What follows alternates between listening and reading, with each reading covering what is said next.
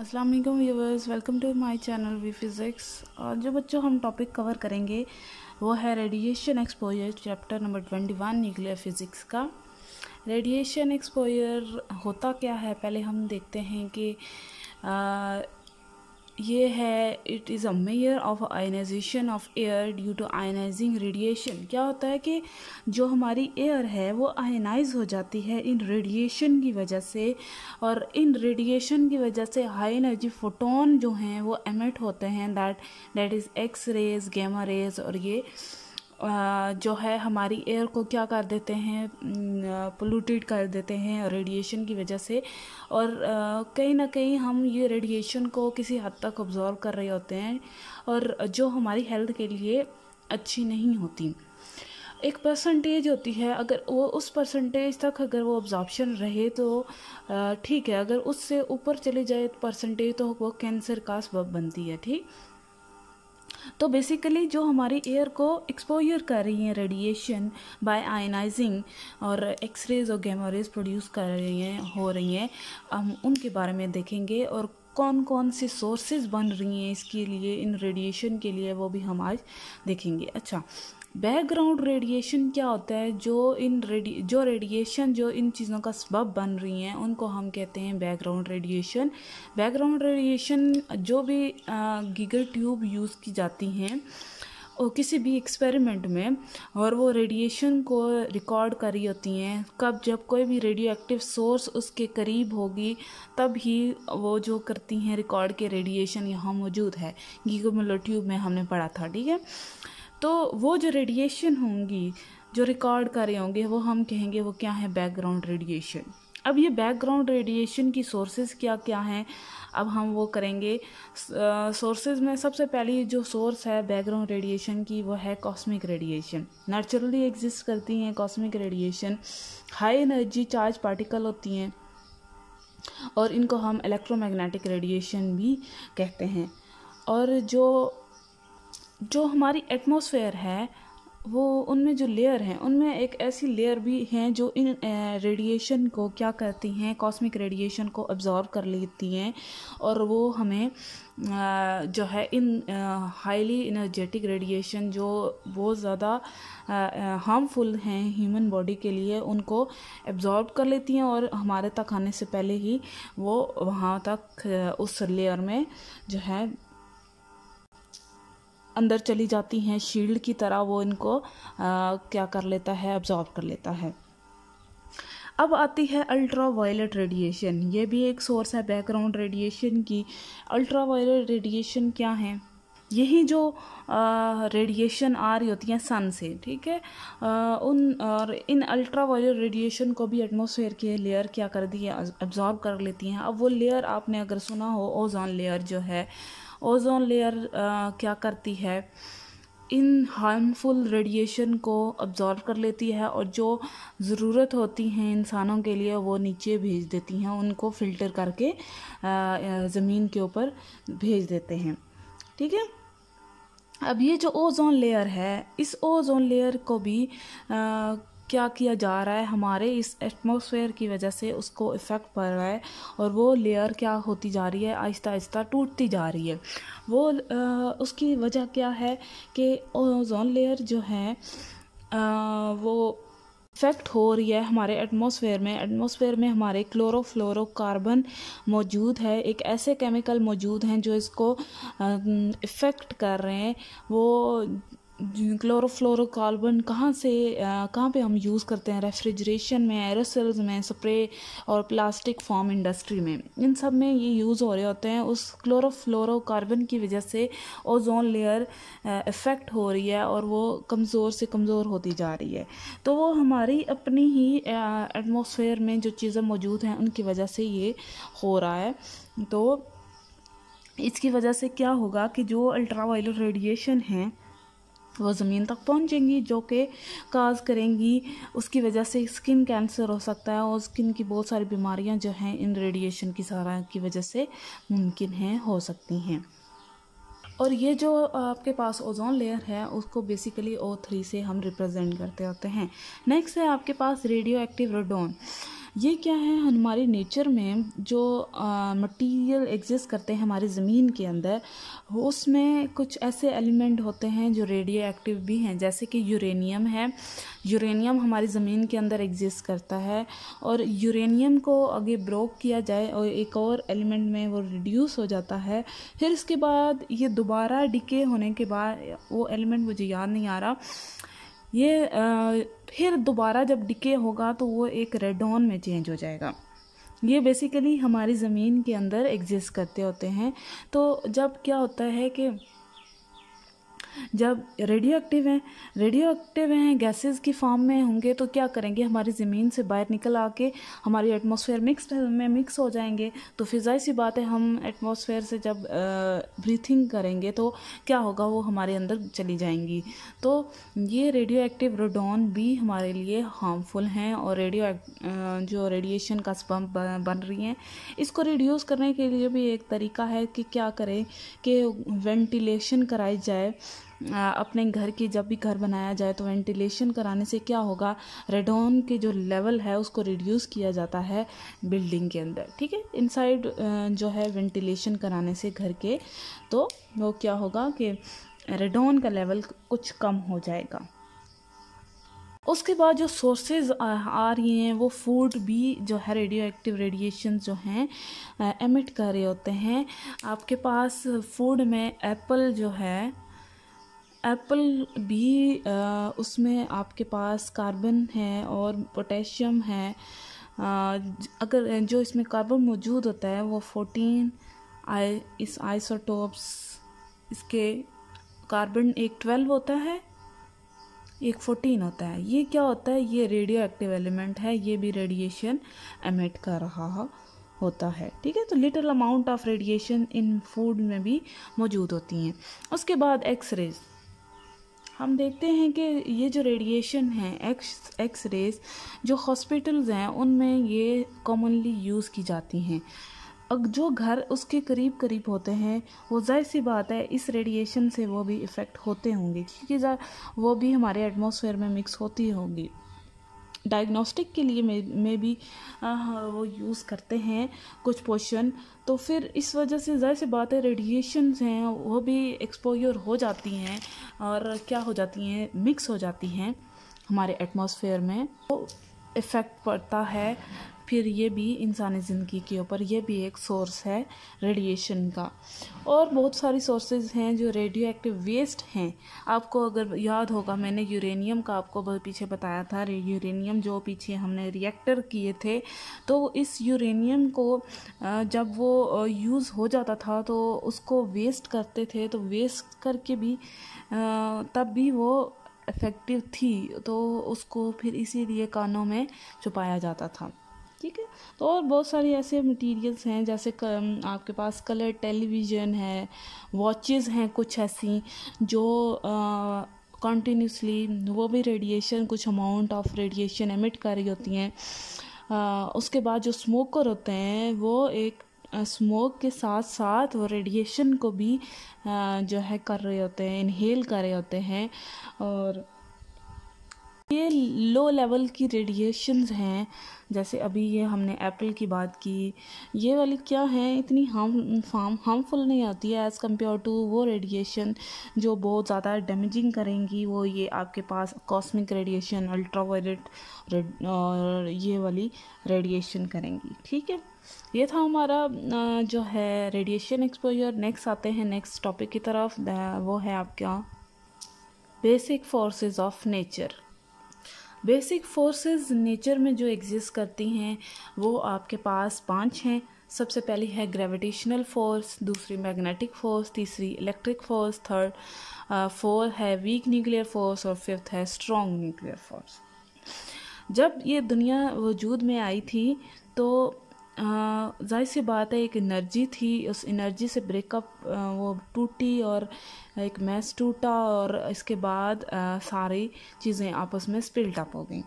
तो उसके पिछले बेसिकली एक ओरिजिनल एक ही सोर्स थी, जिस फोर्स थी जिसने उनको ब्रेक किया। ठीक है, तो हम देखते हैं जो ग्रेविटेशनल फोर्स है, जो कि हम कहते हैं जो हर चीज़ ज़मीन अपनी तरफ खींच रही होती है, वो बेसिकली ग्रेविटेशनल फोर्स कहलाती है। अब पहले इन्हीं फोर्सेस को जो ग्रेविटेशनल फोर्स ही थी, लेकिन उनके नाम डिफरेंट थे। जब उनको डिटेल के साथ देखा गया तो वो बेसिकली इसी फोर्स से लिंक कर रही थी। न्यूटन ने आपके जो हमें बताया, इसके पहले जो थी, न्यूटन ने हमें यही बताया हर चीज़ जो है अर्थ अपनी तरफ अट्रैक्ट कर रही होती है, वो एक फोर्स रखती है, that is called gravitational force. और ये फोर्स हर किसी के लिए लागू होती थी, ठीक है। तो अब हाँ, देखा जाए, जब न्यूटन ने ये देखा था कि एप्पल उसके ऊपर गिरता है, तो उसके पीछे उसने ये देखा कि कोई फोर्स है, दैट इज़ ग्रेविटेशनल फोर्स, जो अपनी तरफ चीज़ों को खींच रही होती है। अब अर्थ है, अर्थ के गिर्द जो है चांद भी घूम रहा होता है, ठीक है। बेसिकली ये भी क्या कर रहा होता है, अर्थ इसको अपने गिर्द घुमा रही होती है। वो इसकी वजह भी क्या है, फोर्स है। वो फोर्स कौन सी है जो इस चांद को इसके गिर्द घुमा रही है, वो ग्रेविटेशनल फोर्स ही है, ठीक है। तो फिर इसी वजह से यूनिवर्सल ग्रेविटी का फार्मूला और फोर्स इसको नाम दे दी गया। जब भी कोई बात होगी यूनिवर्सल ग्रेविटी की, तो आपके पास यही चीज़ लागू होगी, आइजैक न्यूटन का जो फार्मूला है। मैग्नेटिक फोर्स और इलेक्ट्रिक फोर्स, मैग्नेटिक फोर्स और इलेक्ट्रिक फोर्स को एक नाम दे दिया गया, दैट इज़ इलेक्ट्रोमैग्नेटिक फोर्सेस। वो कैसे, यहाँ पे इन दोनों को अलग अलग लिखा गया था। जब देखा गया by applying magnetic force current induce हो रहा था, तो इसके बाद जब करंट प्रोड्यूस हो रहा था, तो बाय अप्लाइंग मैग्नेटिक फील्ड और या फिर मैग्नेटिक फ्लक्स चेंज करने से भी करंट प्रोड्यूस हो रहा था। तो जब भी कोयल को हम क्या करते थे, चेंज करते थे, उसको रोटेट करवाते थे, करंट इंड्यूस होता था, मैग्नेटिक फ्लक्स चेंज हो जाता था। और इसके बाद जो है क्या हमने देखा कि ये इसके चेंज करने से इलेक्ट्रिक करंट प्रोड्यूस हो रहा है। इलेक्ट्रिक करंट की को अगर उसमें रोटेट करवाएं, उसको चेंज करें, तो मैग्नेटिक फ्लक्स प्रोड्यूस हो रहा था। ड्यू टू मैग्नेटिक फ्लक्स तो मैग्नेटिक फोर्स वहाँ पे जनरेट हो रही थी। तो इन दोनों को का, हालांकि इन दोनों का डिफरेंट नाम था, तो इनको मिला के जो ये काम किया, उसने कहा कि ये दोनों यूनिफाइड हैं, फोर्सेस हैं। फिराडे और मैक्सवेल ने इनको एक नाम दे दिया, दैट इज़ इलेक्ट्रोमैग्नेटिक फोर्स। तो ये सारी फोर्सेस जो हैं वो आपस में लिंक कर रही हैं। उसने ये बात इन सब ने ये देखा कि ये सारी फोर्सेस क्या कर रही हैं, किसी ना किसी तरह एक दूसरे के साथ लिंक कर रही हैं, ठीक है। तो ये भी एक दूसरे के साथ लिंक कर रही थी, जिसको नाम दे दिया गया था इलेक्ट्रोमैग्नेटिक फोर्स। अब बात आती है वीक न्यूक्लियर फोर्स की। Weak nuclear force basically responsible होती है बीटा डिके के लिए। इससे पहले हम जाएं उसकी तरफ, तो पहले देखते हैं इलेक्ट्रोमैग्नेटिक फोर्स क्या करती है। कि बहुत सारे जब भी केमिकल रिएक्शन होते हैं, तो उनमें जो एटम्स को, मॉलिक्यूल्स को बाइंड करके रखती हैं, वो है हमारे पास इलेक्ट्रोमैग्नेटिक फोर्स। अब आते हैं जो हमारी है weak nuclear force. Weak nuclear force की रेंज जो होती है वो 10⁻⁻17 तक होती है। और ये क्या करती हैं, बीटा डिके करती हैं, मतलब प्रोटॉन को न्यूट्रॉन या न्यूट्रॉन को प्रोटॉन में चेंज कर रही होती हैं, ठीक है। तो मतलब एक न्यूक्लियस से क्या जनरेट हो रहा है, बीटा एमिट किया कराया जा रहा होता है, वो जो फोर्स कहलाती है वो वीक न्यूक्लियर फोर्स कहलाती है। अब नेक्स्ट है आपके पास strong nuclear force. Strong nuclear force क्या होती है, अब इस बात से याद कर लें, जब दो न्यूक्लियस क्या करते हैं, नहीं बल्कि जो न्यूक्लियस है हम जानते हैं उसमें नंबर ऑफ़ प्रोटॉन मौजूद होते हैं, ठीक है। अब ये नंबर ऑफ़ प्रोटॉन जो हैं, ये प्रोटॉन आपस में इनको क्या, ये रिपेल कर रहे होंगे, जाहिर सी बात है। तो इनको इस न्यूक्लियस के अंदर रखने के लिए कौन सी फोर्स जो है रिस्पॉन्सिबल होती है, वो कहलाती है strong nuclear force. Weak nuclear force क्या करती है, दो एलिमेंट्स को क्या करती है, जो रेडियो एक्टिव एलिमेंट हैं उनको ब्रेक करने के लिए, ब्रेक होगा तो बीटा निकलेगा। वीक न्यूक्लियर फोर्स क्या करती है, ब्रेक करती है जो है रेडियो एक्टिव एलिमेंट्स को। और जो आपके पास स्ट्रॉन्ग न्यूक्लियर फोर्स है वो जो न्यूक्लियस के अंदर प्रोटॉन होते हैं उनको न्यूक्लियस के अंदर स्टे करने के लिए जो फोर्स रिक्वायर्ड होती है वो जो फोर्स इनको रखती है वहाँ वो है स्ट्रॉन्ग न्यूक्लियर फोर्स। अब जो इलेक्ट्रोमैग्नेटिक फोर्स है और वीक न्यूक्लियर फोर्स है, आगे इनको भी एक नाम दे दिया गया है क्योंकि ये भी दोनों एक दूसरे से लिंक कर रही थी और इसको लिंक करके नाम दिया गया है वो है इलेक्ट्रोवीक फोर्स। अब वो क्या है, ये is a source of single force. अब ये जो दो फोर्सेस आ रही हैं, अब ये देखा गया ये भी किसी एक सिंगल सोर्स से आ रही हैं और ये बताया किसने, ग्लासो ने और अब्दुल सलाम और वेंगबर्ग ने। ये 3 साइंटिस्ट थे, इन्होंने देखा कि ये जो दो फोर्सेस हैं ये भी यूनिफाइड होके एक ही सिंगल सोर्स से आ रही हैं, तो इस वजह से इन्होंने भी इसको नाम दे दिया दैट इज़ इलेक्ट्रोवीक फोर्स। ये था हमारा topic that is basic forces of nature. अगला टॉपिक जो है हमारा बच्चों वो है बिल्डिंग ब्लॉक्स ऑफ मैटर। अब जो एटम हैं वो एटम भी आगे भी उनके सब एटॉमिक पार्टिकल हैं, ठीक है, सब एटॉमिक पार्टिकल हैं एटम्स के भी, that is divided into 3 groups. मतलब अब हम कहते हैं कि एटम जो है किससे बना हुआ है, न्यूक्लियस से, और न्यूक्लियस जो है वो किससे बना है, प्रोटॉन और न्यूट्रॉन से। अब प्रोटॉन और न्यूट्रॉन के भी फर्दर सब एटॉमिक पार्ट्स हैं जो कि आज हम पढ़ेंगे। सबसे पहला है फोटॉन्स जो हम पढ़ते आए, दूसरा लेप्टॉन्स, ये आपने पढ़ा नहीं है, दूसरा हेड्रॉन्स। ये हैं हमारे सब एटॉमिक पार्टिकल जो कि प्रोटॉन और न्यूट्रॉन में मौजूद होंगे, ठीक है। अब आपके पास जो फोटॉन और लेप्टॉन्स हैं ये क्या हैं, ये एलिमेंट्री पार्टिकल हैं, मतलब ये फर्दर इससे कोई भी एलिमेंट नहीं बना हुआ, ये यहाँ तक लास्ट है, ठीक है। तो ये आपके पास क्या है, एलिमेंट्री पार्टिकल है, लेकिन हार्डोन क्या, ये एलिमेंट्री नहीं है, फर्दर एक पार्टिकल से बना हुआ है दैट इज़ कॉल्ड क्वार्क्स, ठीक हो गया। ये जो है आपके पास एलिमेंट्री है, नॉट एलिमेंट्री, और क्यों, क्योंकि ये फर्दर एक और एलिमेंट से बना हुआ है वो है क्वार्क्स। अब आते हैं सबसे पहले हार्ड्रॉन्स क्या हैं, देखते हैं। हार्ड्रॉन्स क्या हैं, पार्टिकल हैं जो एक्सपीरियंस करते हैं स्ट्रॉन्ग न्यूक्लियर फोर्स को। अगर आपको याद हो स्ट्रॉन्ग न्यूक्लियर फोर्स मैंने बताया था, जो न्यूक्लियस के अंदर प्रोटॉन होते हैं उनको इस न्यूक्लियस के अंदर रखने के लिए जो फोर्स रिक्वायर्ड होती है, जो फोर्स उनको रखती है वो स्ट्रॉन्ग न्यूक्लियर फोर्स कहलाती है। In addition to proton, neutron and mesons are hadrons. इन प्रोटॉन, न्यूट्रॉन और मेसॉन को hadrons भी बोला जाता है। The particle equal in mass, वो ये जो hadrons हैं इनका मैस इक्वल भी हो सकता है और ग्रेटर देन भी हो सकता है प्रोटॉन से, और इसको बेरॉन्स कहेंगे अगर उसका मैस ग्रेटर देन प्रोटॉन होगा।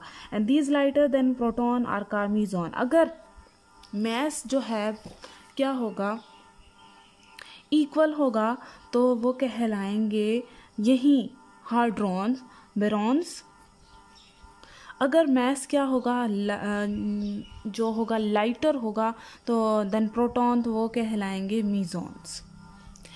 नेक्स्ट है लेप्टॉन्स। लेप्टॉन्स क्या है, ये पार्टिकल हैं that do not experience strong nuclear force, ये स्ट्रॉन्ग न्यूक्लियर फोर्स को नहीं एक्सपीरियंस करते। Electron, muons and neutrinos are leptons. अब ये जो हैं ये सारे लेप्टॉन्स में आएंगे। क्वार्क्स क्या है, according to quark theory initiated by M Gell-Mann ये और G Zweig, the quarks are propose at the basic building block of mesons and baryons. अब मेसॉन्स और बेरॉन जो हैं ये इसका बेसिक बिल्डिंग ब्लॉक जो है वो क्वार्क्स हैं, ये इससे मिलकर के बना हुआ है जो कि बताया है जी.एम. एलमैन और जी स्विग ने। A pair of quark and anti quark, pair जो है क्वार्क और एंटी क्वार्क का वो बनाता है meson, and 3 quarks make a baron. अगर एक पेयर होगा क्वार्क का वो बनाएगा आपके मेसॉन्स, अगर 3 होंगे क्वार्क्स वो मिलके बनाएंगे बेरॉन, ठीक है। बेसिकली जो क्वार्क्स होते हैं वो 6 होते हैं, एक अप होता है, दूसरा डाउन होता है, थर्ड स्ट्रेंज उसको बोला जाता है, 4 चार्म होता है, 5 बॉटम और 6 top. The charges on these quarks are fractional. आपके पास ये सिंबल क्वार्क्स और एंटी क्वार्क्स का दिया गया है। आपका सिंबल यू होता है, उसके ऊपर चार्ज जो होता है 2/3 ई होता है, डाउन होगा तो वो आपके पास 4 ये होगा स्ट्रेंथ के लिए, चार्म के लिए, टॉप के लिए, बॉटम के लिए, अपने शॉर्ट के लिए और एमसीक्यूज़ के लिए तैयार करने हैं। ये प्रोटॉन और न्यूट्रॉन जो होंगे वो क्वार्क से मिलके बने होंगे, 2 या 3 या 4 जो भी हैं वो आपको यहाँ पे बताया गया है। Proton is assumed to be made of 2 quark and 1 down quark as shown in figure, जो आपको फिगर में दिया गया है 21.18 ए में। ये आपके पास जो है वो क्या है, प्रोटॉन है, और इसके बाद ये न्यूट्रॉन का बना हुआ है। प्रोटॉन जो है 2 अप से बना हुआ है क्वार्क और 1 डाउन, और जो न्यूट्रॉन होगा वो 1 अप से बना हुआ है, 2 डाउन। आगे currently the 100 of hardons can be accounted for in terms of 6 quarks and their antiquarks. It is believed that quarks cannot exist on their own. Their existence has been indirectly verified. अब कहते हैं ये जो quarks identify किए गए हैं वो उनकी अपने ऊपर एग्जिस्टेंस नहीं थी, वो क्या हुए उनको इनडायरेक्टली जो है वेरीफाई किया गया था। ये था आपका topic building blocks of atom, सब एटॉमिक पार्टिकल, लेप्टॉन, क्वार्क्स और उसके बाद हार्ड्रॉन्स। ठीक है, बाकी अगर कुछ समझ आया तो आप पूछ सकते हैं मुझसे। फ़िलहाल के लिए आज का लेक्चर यहाँ तक ही, और जो है अल्लाह हाफिज़।